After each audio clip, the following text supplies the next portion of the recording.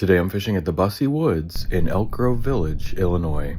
It's February 17th, midday, 12 degrees Fahrenheit with a 12-mile-per-hour west wind.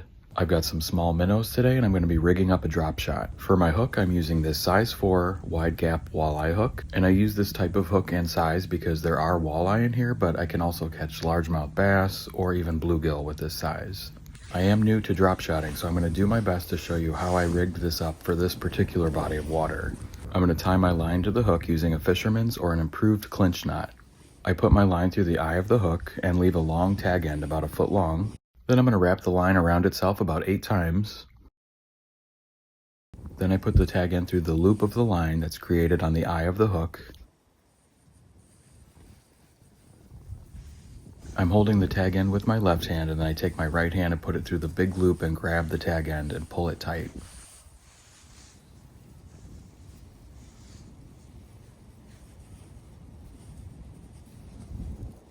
I usually have to use my fingernails to tighten the knot down a little bit, clinch it.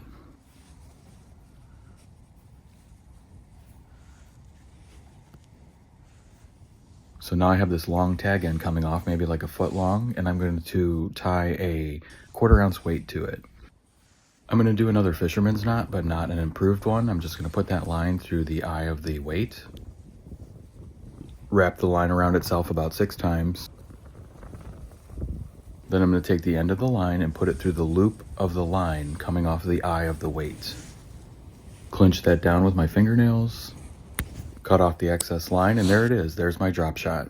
This drop shot is probably a little shorter than you're used to seeing. It's about 5 to 6 inches where they're usually like 1 foot to 1.5 feet from the weight to the hook. But I did that on purpose because this body of water is pretty shallow, and it seems like in the winter the fish tend to be closer to the bottom. I think you're supposed to use a light pound test in fluorocarbon, but I have 10-pound mono on here, so that's what I'm using. Then I just cast it out there, reel in some of the slack, and then just wait for the line to move, or if I feel a tug, and then I'll set the hook.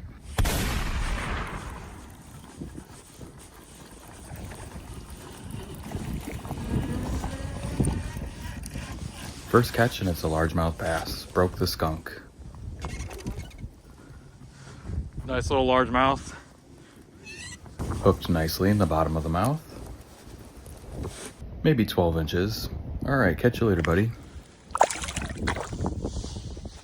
Alright, I'm back out there with another minnow.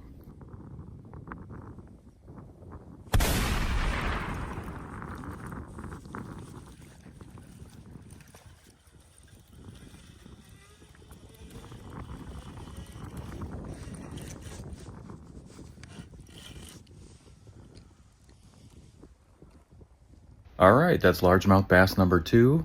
This one is about 13 inches, and this one's pretty feisty.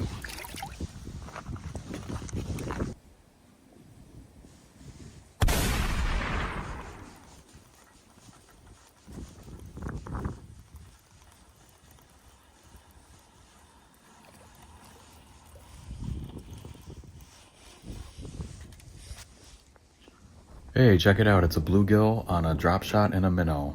A nice little sized bluegill, about 7 inches. One of these days I'm going to do a bluegill catch and cook, but not today.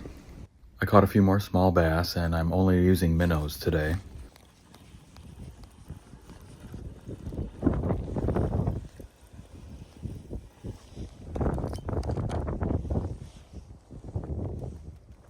Another bluegill.